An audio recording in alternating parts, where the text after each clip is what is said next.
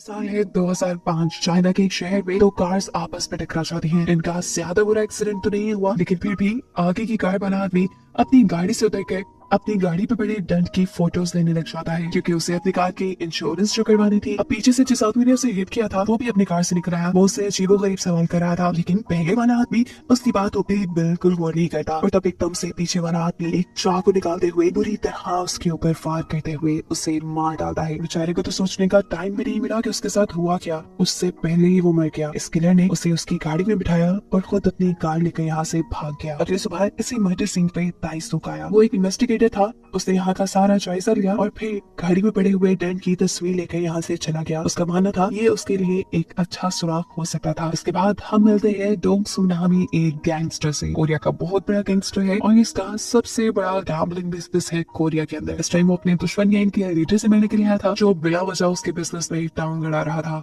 Gangster यहाँ उससे करने आया था डील। इनकी बहस के दौरान इनके असिस्टेंट भी आपस में इन्हीं के लिए बहस करने लग जाते हैं। इस चीज से डोंगसू को गुस्सा आ जाता है और वो खड़े होकर सबसे पहले अपने ही असिस्टेंट को मारता है और फिर दूसरे आदमी के असिस्टेंट को मारते हुए उसके मुंह से उसके दांत ही निकाल देता है और कहता है, जब दो बड़े बात कर रहे थे तो तुम्हारी हिम्मत कैसी हुई बोलने की। हाथ में पकड़े हुए इन्हीं दांतों को वो नीचे पड़े हुए वोडका की ग्लास में डाल देता है और यही ग्लास दूसरे गैंगस्टर के सामने कर देता है। वो जो डोंगसू से बहुत ज्यादा डर चुका था, वो यही दांतों वाली वोडका पीकर डोंगसू की डील डन कर देता है। सीन कट होकर पुलिस स्टेशन में हम ताइसुक को देखते हैं, जो अपने सीनियर्स के साथ है। वो अपने सीनियर्स को बताता है कि शहर में हुए पिछले कई मर्डर्स का पैटर्न सेम है, बिल्कुल ऐसा ही जैसा कल एक मर्डर हुआ है। मुझे लगता है कि ये एक सीरियल किलिंग का केस है। उसके बाद सुनते ही उसके सीनियर्स के ऊपर गुस्सा हो जाते हैं और कहते हैं, पागल हो, मुझे लगता है ज्यादा हॉलीवुड मूवीज देखने लगे हो तुम। तुम्हारे पास एक केस है, उसी की इन्वेस्टिगेशन करो तो ज्यादा बेटर होगा। दूसरी तरफ गैंगस्टर अकेले ही अब अपने घर के लिए निकल चुका था। अभी वो रास्ते में ही था कि एकदम से उसकी कार को कोई हिट कर देता है। ये कोई और नहीं था बल्कि वही सीरियल किलर था। डोंगसू ने कार से उतर के देखा, टर्न नॉर्मल था। उसने इशारे से किलर को वापस जाने को बोला और खुद गाड़ी की तरफ बढ़ गया, लेकिन वो किलर वापस गाड़ी में बैठने थोड़ी आया था। उसने एकदम से डोंगसू के ऊपर हमला कर दिया। आज उसकी किस्मत बुरी थी, वो ये नहीं जानता था कि वो हमला किस पर कर रहा है। डोंगसू ने पीछे बढ़ते हुए उल्टा इसी किलर को पकड़ लिया। उसने इस किलर को बहुत पंच मारे, जबकि किलर ने अपने डिफेंस पे यहाँ चाकू चलाना नहीं छोड़ा। इसके रिजल्ट में डोंगसू ने उसी के हाथ से उसी का चाकू खींचकर उसी के ऊपर हमला कर दिया। अब के बाद किलर जान चुका था कि डोंगसू को मारना उसके लिए मुश्किल है। वो खुद भी जख्मी था, इसीलिए अपनी कार में बैठते हुए डोंगसू से पीछा छुड़ाने के लिए उसे अपनी कार से हिट करते हुए वहाँ से भाग जाता है। डोंगसू को हॉस्पिटल एडमिट कर दिया जाता है, जबकि हम देखते हैं कि वो किलर कहीं दूर फिराने में जाकर अपने जख्मों से खून रोकने के लिए अपने जख्मों के ऊपर स्टेपलर लगा रहा था। दूसरी तरफ डोंगसू के असिस्टेंट ने दूसरे गैंगस्टर के गैंग के ऊपर हमला करवा दिया, ये सोचते हुए कि जरूर डोंगसू के ऊपर हमला उसी ने किया होगा। लेकिन डोंगसू अगले दिन होश में आके अपने असिस्टेंट को बताता है कि हमला करने वाला दूसरे गैंग का बंदा नहीं था, मेरी सारी मेहनत बेकार गई। हमला जिसने किया था वो तो अभी इस वक्त पुलिस से बचने के लिए अपनी कार भी छोड़ के अपना हुलिया बदलने के लिए आगे निकलता है और हुलिया बदलने के लिए वो एक दूसरे आदमी को मारकर उसके कपड़े पहन लेता है। या डोंगसू भी किलर का पता चलवाने के लिए किलर की कार की डिटेल्स अपने असिस्टेंट को देता है। उसे हर हाल में किलर अपने पास चाहिए था, क्योंकि उसके इस हमले ने डोंगसू की रेपुटेशन पूरी तरह गिरा दी थी। एक बार उससे मिलने के लिए ताइसुक भी आया, जो चाहता था कि डोंगसू उस पे हुए हमले की रिपोर्ट लिखवाए, लेकिन डोंगसू को पुलिस के ऊपर बिल्कुल एतबार नहीं था। ताइसुक भी जब डोंगसू के घर से वापस जा रहा था तब उसने डोंगसू की कार देखी। उसकी कार के पीछे भी बिल्कुल वैसा ही डंट था जैसा सभी मर्डरर्स की कार के पीछे था। उसके जाने के बाद डोंगसू ने भी अपने बंदों को किलर का स्केच देते हुए उसे ढूंढने के काम पे लगा दिया था और इसी दौरान किलर दिखा चुका था अपना एक और वार। वो एक और बंदे का मर्डर करते हुए उसका ट्रक ले चुका था, लेकिन उससे ये बात मालूम नहीं थी कि इस ट्रक पे एक और आदमी भी है, जिससे मारते हुए भी वो बिल्कुल नहीं हिचकिचाता। लेकिन इस मर्डर में उससे हो जाती है गलती, उसका चाकू वहीं रोड पे गिर जाता है। इस किलर को हर हाल में ताइसुक पकड़ना चाहता था। वो जानता था कि ये सब एक सीरियल किलिंग है और पकड़ना उसे डोंगसू भी चाहता था। ताइसुक ने डोंगसू से एक फेवर मांगी थी कि डोंगसू अपने ऊपर हुए हमले की रिपोर्ट पुलिस में करवा दे, और जब डोंगसू ये नहीं करता तो कुछ ही देर बाद ताइसुक उससे इस चीज का बदला लेने के लिए उसके सभी गैम्बलिंग स्टेशन के ऊपर रेड करवा देता है। और उसकी हरकत को देखते हुए डोंगसू अब इसे मिलने के लिए अपने घर बुलाता है। यहाँ ताइसुक डोंगसू को बताता है, मैं उस किलर को पकड़ना चाहता हूँ। वो किलर कोई आम नहीं बल्कि एक सीरियल किलर है, और ये तो डोंगसू को भी लग रहा था, क्योंकि आज से पहले कोई इतना बहादुर नहीं था कि डोंगसू के ऊपर हमला कर सके। इसी हमले की वजह से डोंगसू की क्राइम वर्ल्ड में डोंगसू की रेपुटेशन गिरती जा रही थी और इसी चीज का फायदा दूसरे गैंगस्टर्स उठा रहे थे। और ये सब कुछ ठीक हो सकता था किलर को ही पकड़कर। डोंगसू के बंदे लगातार किलर को ढूंढने में लगे हुए थे और फाइनली उन्हें किलर की कार और उसका गिरा हुआ चाकू मिल ही गया। इसे हासिल करने के बाद एक तीसरी मरतबा डोंगसू ताइसुक को अपने घर बुलाता है। इन चीजों के जरिए किलर तक पहुंचना डोंगसू के लिए थोड़ा मुश्किल था, लेकिन ताइसुक के लिए नहीं, क्योंकि उनके पास एक अच्छी फोरेंसिक लैब थी। वो ताइसुक से कहता है, देखो, एक गैंगस्टर के लिए उसकी रेपुटेशन सबसे बड़ी होती है और सामने की वजह से मेरी रेपुटेशन काफी गिर चुकी है। मैं चाहता हूँ कि जल्द से जल्द किलर पकड़ा जाए और इसमें तुम मेरा साथ दोगे। फिर किलर जिसको भी पहले मिल गया वो उसका हुआ। टाइसो क्या सोच रहा था कि वो किलर को पकड़ कर अदालत लेकर जाएगा और ऐसे उसी प्रमोशन मिल जाएगी, जबकि डोंगसो सोच रहा था कि वो किलर को पकड़ कर कुत्ते की मौत मारेगा। इनकी रियल डन होने के बाद डोंगसो ने टाइसो को बताया कि उन दोनों की सारी बातें रिकॉर्ड हो रही थी। अगर टाइसो ने कभी उसे धोखा देना भी चाहा तो ये रिकॉर्डिंग उसके खिलाफ है। अब डोंगसो ने किलर का स्केच और उसकी सभी चीजें टाइसो के हवाले करके उसे काम पे लगा दिया। ये सब क्लोज टाइसो के लिए भी बहुत मायने रखते थे। अब टाइसो और उसकी टीम ने किलर की गाड़ी के फोरेंसिक टेस्ट शुरू कर दिए, जबकि डोंगसो ने इस सारी सिचुएशन का फायदा उठाना चाहा। उसने अपने असिस्टेंट से एक दूसरे गैंगस्टर को मारने का कहा, क्योंकि वो डोंगसो की गिरी हुई रेपुटेशन का बहुत ज्यादा फायदा उठा रहा था। उसके हुक्म के मुताबिक उसके असिस्टेंट ने दूसरे गैंगस्टर को सोते में रात में ही मार डाला, वो भी किलर की चाकू से, ताकि उस गैंगस्टर के मरने का इल्जाम भी किलर के ऊपर चला जाए और किसी को भी डोंगसो पे शक ही ना हो। यहाँ पुलिस स्टेशन के अंदर कार के फोरेंसिक की भी रिपोर्ट आ गई। कार के ऊपर से मिला हुआ डीएनए पिछले सभी मर्डर केसेस में मैच हो रहा था और साथ ही साथ गैंगस्टर को मारने वाली चाकू से भी। इससे पूरे पुलिस डिपार्टमेंट को ये बात कंफर्म हो चुकी थी कि ये कोई आम इंसान नहीं है, बल्कि वो सारे केसेस एक सीरियल किलिंग के हैं। इसीलिए अब इस केस को सॉल्व करने के लिए पुलिस का पूरा डिपार्टमेंट इन्वॉल्व हो गया। अब टाइसो जिसे गैंगस्टर की मर्डर की रिपोर्ट मिली थी, वो इस मर्डर को देखकर जान गया कि ये काम डोंगसो का है, क्योंकि सीरियल किलर रोड पे चलते हुए अनजान लोगों को मारा करता था। इसी चीज के गुस्से में वो डोंगसो के पास गया। इससे पहले वो डोंगसो को कुछ कहता, डोंगसो ने उल्टा उसी को पटक के गिरा दिया और फिर टाइसो के सामने कन्फेस भी कर लिया, हाँ मैंने ही उस गैंगस्टर को मरवाया है, लेकिन तुम इस बात को साबित नहीं कर पाओगे। टाइसो भी ये बात जानता था, इसलिए दिल मिलाता हुआ वो यहाँ से चला गया। जबकि अब शहर में इन मर्डर की न्यूज भी वायरल हो चुकी थी। सीरियल किलर भी ये न्यूज देख रहा था और अब उसे गुस्सा आने लगा था, क्योंकि अब उसके पकड़े जाने के चांसेस ज्यादा थे और दूसरा ये भी कि एक ऐसा मर्डर भी उसके सर डाल दिया गया था जो उसने किया भी नहीं था। इसीलिए वो गैंगस्टर के फ्यूनरल पे गया और गैंगस्टर के असिस्टेंट को एक लेटर देकर आया, जिसमें उसने लिखा था कि गैंगस्टर का मर्डर बेशक मेरे चाकू से हुआ है, लेकिन मैंने नहीं किया। उसने यहीं पे बैठे हुए डोंगसो की तरफ इशारा कर दिया। फिर इसके बाद किलर यहाँ से चला गया और उसने यहाँ से जाते ही अपने पहले वाले तरीके से एक और मर्डर कर डाला, जिसकी इन्वेस्टिगेशन भी टाइसो कर रहा था, वो भी डोंगसो के साथ मिलकर। ये लोग कार में से फिंगरप्रिंट ढूंढने की कोशिश में थे कि इतनी ही देर में डोंगसो के इसी पार्किंग लॉन्च के अंदर दूसरे गैंगस्टर के लोग अपने बॉस के मरने का बदला लेने के लिए उसके ऊपर हमला कर देते हैं। ये लोग बहुत ज्यादा थे, लेकिन फिर भी डोंगसो और टाइसो घबराते नहीं और दोनों अकेले ही इन सभी को बड़ी हिम्मत से मार गिराते हैं। फिर अगले सीन में हमें दिखाया जाता है कि जो फिंगरप्रिंट टाइसो को कार से मिला था, उस फिंगरप्रिंट की रिपोर्ट भी आ चुकी थी। ये फिंगरप्रिंट जिस बंदे के थे उसकी मिसिंग रिपोर्ट तो पहले कई सालों से दर्ज थी, लेकिन फिर भी टाइसो इन्वेस्टिगेशन करना चाहता था, इसलिए वो उसके आईडी कार्ड पे दिए हुए एड्रेस पे जाता है। उसके घर में अजीबो गरीब किस्म की ग्रीन कलर के टैंक्स थे और बहुत सारी किताबें थी जो डेविल से रिलेटेड थी, यानी शैतानों से रिलेटेड। हो सकता था कि वो ये सारे मर्डर डेविल यानी शैतानों को खुश करने के लिए किसी सेक्रीफाइस के तौर पे कर रहा हो।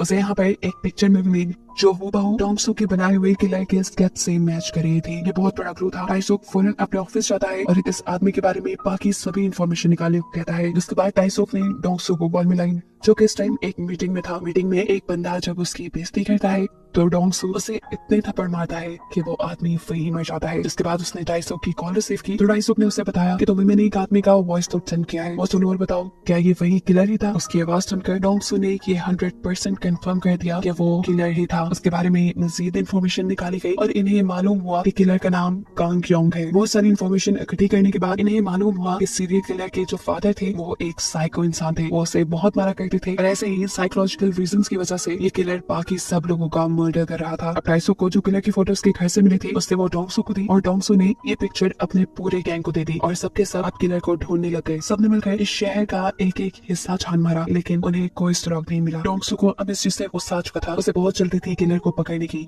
इसलिए वो टाइसो से मीटिंग करना चाहता था, जिसके सिलसिले में वो रोड पे आ जाता है। वो अभी टाइसो का इंतजार कर रहा था कि बस स्टॉप पे उसे एक बच्ची नजर आई। बहुत ज्यादा बारिश हो रही थी, वो बच्ची बारिश में भीग रही थी, जहाँ डोंगसो ने उस बच्ची को अपनी अम्ब्रेला दे दी। इतनी देर में यहाँ टाइसो पे आ गया, जिसने उस लड़की से कहा अनजान लोगों से सामान नहीं लेना चाहिए, वो गैंगस्टर भी हो सकते हैं। जिसके जवाब में बच्ची ने कहा मुझे तो आप ही गैंगस्टर लगते हैं। और ये सुनकर डोंगसो हंसने लग गया। यहाँ बस भी आ गई और बच्ची बस में बैठ गई। उसने बैठते हुए भी डोंगसो का शुक्रिया अदा किया। और यहाँ एक चीज जो हमने नोटिस की कि इसी बस में वो सीरियल किलर भी बैठा हुआ था। रात में डोंगसू के सभी गैंगस्टर और पुलिस के सभी डिटेक्टिव्स मिलकर खाना खा रहे थे और इसी चीज पे डिस्कशन कर रहे थे कि कैसे किलर को ढूंढना चाहिए। तभी टीवी पे इन्हें एक न्यूज दिखाई देती है कि उसी सीरियल किलर ने एक और मर्डर कर दिया था। इसी मर्डर साइट पे डोंगसू को अपनी अम्ब्रेला दिखती है और वो पहचान जाता है कि किलर ने उसी बच्ची का मर्डर किया था जिससे वो सुबह में मिला था। ये देखकर उसे बहुत दुख हुआ। इस रिपोर्ट से सभी डिटेक्टिव ये जान गए कि अगर कुछ ही देर पहले किलर ने मर्डर किया है तो जरूर वो यही गई होगा। इसलिए डोंगसू के सारे आदमी और पुलिस के सारे डिटेक्टिव्स उसे ढूंढने के लिए निकल गए। शहर का हर कोना इन्होंने छान मारा, रेस्टोरेंट, मोटल, शॉपिंग मॉल, हर जगह उसे ढूंढा। आखिरकार इन्हें एक ऐसा मोटल मिल ही गया जिसके ऑनर ने उन्हें ये कंफर्म कर दिया कि किलर यही रुका है। फिलहाल वो होटल पे नहीं था, इसलिए सब लोग मिलकर उसका इंतजार करने लगे। किलर देर रात में आया, सभी लोग बेसब्री से उसका इंतजार कर रहे थे, लेकिन आते ही इस सन्नाटे को किलर ने भांप लिया। वो जान गया कि यहाँ कुछ ना कुछ गड़बड़ है, इसलिए उसने फौरन गाड़ी मोड़ी और यहाँ से निकलता बना। लेकिन अब डोंगसू और 250 की भी पूरी टीम उसके पीछे लग चुकी थी। बहुत दूर तक इन लोगों ने उसका पीछा किया और आखिर भी टीम अलग-अलग रास्तों से आकर इन्होंने किलर की कार के ऊपर हमला कर ही दिया। अपने आप को बचाने के लिए किलर गाड़ी से निकलकर भाग गया और ये लोग भी गाड़ी से निकलकर उसके पीछे भागने लगे। किलर उनके हाथ लग नहीं रहा था। तब डोंगसू ने 250 को अलग-अलग डायरेक्शंस में भागने का इशारा किया और इनके अलग होने का किलर ने फायदा उठाया। उसने डोंगसू के एक साथी को यहाँ मार डाला। मरते मरते भी डोंगसू के असिस्टेंट ने डोंगसू से वफादारी निभाई और उसने बहुत हिम्मत करके ये बात बता दी कि किलर कहाँ भाग रहा है। उसकी बताई डायरेक्शन पे चलते हुए डोंगसू एक बार तक पहुंचा जहाँ उसने देखा कि 2 लड़कियां गाना गाते हुए रो रही हैं। वो समझ गया कि जरूर अंदर किलर ही होगा। किलर भी अंदर डोंगसू का इंतजार कर रहा था। उसका प्लान था कि वो आते ही डोंगसू के ऊपर हमला करेगा और डोंगसू को मार डालेगा, लेकिन डोंगसू उससे कहीं ज्यादा चालाक था। उसने पहले लड़कियों को साइड पे होने का इशारा दिया और फिर लड़कियों से खामोशी से किलर के बारे में पूछा। उन्होंने वॉशरूम की तरफ इशारा किया। इससे पहले कि किलर वॉशरूम से निकलकर डोंगसू के ऊपर हमला करता, डोंगसू ने दरवाजा तोड़ते हुए किलर के ऊपर ही हमला कर दिया और दरवाजे के ऊपर से ही मार मार कर किलर को इतनी बुरी हालत में पहुंचा दिया जैसे वो मरने के करीब हो। जिसके बाद उसने किलर को पांव से पकड़ा और घसीटते हुए यहाँ से ले गया। 250 उसे आवाज देता रह गया, लेकिन डोंगसू ने उसकी हर आवाज, हर कॉल को इग्नोर कर दिया। डोंगसू इस किलर को, इस डेविल को अपने वेयर हाउस में ले गया। उसने वहां जाकर डेविल यानी इस किलर को बहुत मारा। लेकिन अच्छी बात थी, किलर सिर्फ पागलों की तरह हंस ही रहा था। इससे पहले कि अब वो मार कर इस किलर को मार देता, एकदम से यहाँ पे शीशे टूटते हैं और कोई डोंगसू के ऊपर अपनी कार चढ़ा देता है। ये 250 था जो किलर को यहाँ से लेने के लिए आया था। उसके इस हमले से डोंगसू बेहोश हो चुका था, जिसके बाद वो किलर को यहाँ से ले गया।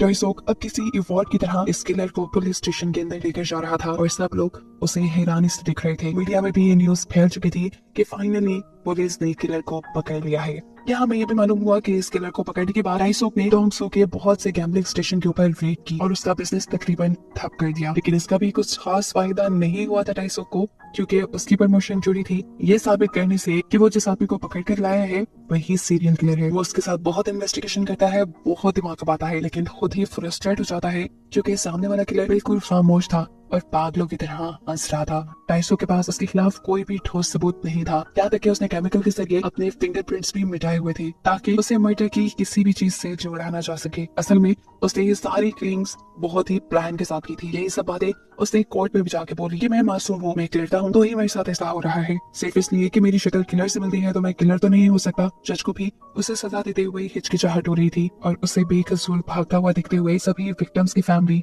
बहुत ज्यादा दुखी थी। ये सभी लोग इंसाफ चाहते थे। तभी प्रोसिक्यूटर यहाँ जज से परमिशन लेता है एक आखिरी गवाह को बुलाने के लिए। ये गवाह कोई और नहीं था बल्कि डोंगसू ही था, एक वाहिद गवाह, एक वाहिद विक्टिम जो इस किलर के वार से बच निकला था। वो यहाँ कैसे आया था, इसके पीछे भी एक कहानी थी। 250 के पास इस किलर के खिलाफ कोई सबूत नहीं था, जबकि वो इस किलर को सजा दिलवाना चाहता था। इसीलिए वो गया डोंगसू के पास। उसने डोंगसू से बोला, हम दोनों का मकसद सेम है, हम दोनों ही उस किलर को पकड़वाना चाहते हैं, तो अच्छा यही नहीं होगा कि हम इसके लिए कानून का सहारा लें। डोंगसू जब नहीं मानता तो यहाँ उसे ब्लैकमेल करने के लिए 250 एक रिकॉर्डिंग प्ले करता है जिसमें डोंगसू ने कन्फेस किया था कि उसने अपने दुश्मन गैंगस्टर को मरवाया है। ये सुनकर डोंगसू के पास भी 250 की बात मानने के अलावा कोई रास्ता नहीं था। उसी वजह से डोंगसू आज कोर्ट बैठा। उसने ईमानदारी से अपना यहाँ बयान रिकॉर्ड करवाया कि उस दिन वो यही आदमी था जिसने डोंगसू के ऊपर हमला किया था। डोंगसू की बात काटते हुए किलर का वकील बोलता है, हम एक गैंगस्टर की बात पे यकीन नहीं कर सकते। जवाब में डोंगसू कहता है, अगर इसने तुम्हारी फैमिली में से किसी को मारा होता शायद तब तुम ऐसा ना कहते। उसकी बात सुनकर किलर हंसने लग जाता है और यहाँ डोंगसू को गुस्सा आ जाता है और वो खड़े होकर अपनी शर्ट उतार देता है। वो अदालत में पूरे हमले की स्टोरी बताता है और दिखाता है कहाँ कहाँ किलर ने उसके ऊपर हमला किया था। इसके बाद वो अदालत में एक स्केच भी दिखाता है जो हमले के फौरन बाद डोंगसो ने बनवाया था। यहाँ पर डोंगसो ने अदालत में एक लेटर भी दिखाया जिसपे लिखा था कि मर्डर मेरे ही चाकू से हुआ है। इस टाइम डोंगसो ने इस लेटर का दूसरा हिस्सा फाड़ दिया था जिसमें ये लिखा था कि मर्डर मैंने नहीं किया। अपनी बातों पे यकीन दिलाने के लिए डोंगसो जज से कहता है आप चाहें तो इस किलर की शर्ट उतरवा के देख सकते हैं क्योंकि उस रात मैंने भी इस आदमी की चेस्ट पे वार किया था। पुलिस जब चेक करती है तो निशान बिल्कुल वही था जहाँ डोंगसो ने बताया था और ऐसे डोंगसो के बयान की वजह से किलर को जिंदगी भर की सजा हो जाती है। साथ ही साथ डोंगसो जो कि एक गैंगस्टर था, यहाँ अदालत उसे भी उसकी गलत काम की वजह से सजा सुना देती है। लेकिन एक प्लस पॉइंट ये था कि डोंगसो की दी हुई गवाही की वजह से उसकी सजा बहुत कम हो चुकी थी और इस सब के नतीजे में अब टाइसो को भी प्रमोशन मिल चुकी थी। डोंगसो अब जेल में जाता है जहाँ बहुत सारे लोग उसे झुककर सलाम करते हैं। यही दूर बेंच पे हमें एक आदमी दिखाया जाता है जो वहाँ बैठा वो पढ़ रहा था। ये कोई और नहीं बल्कि वो सीरियल किलर ही था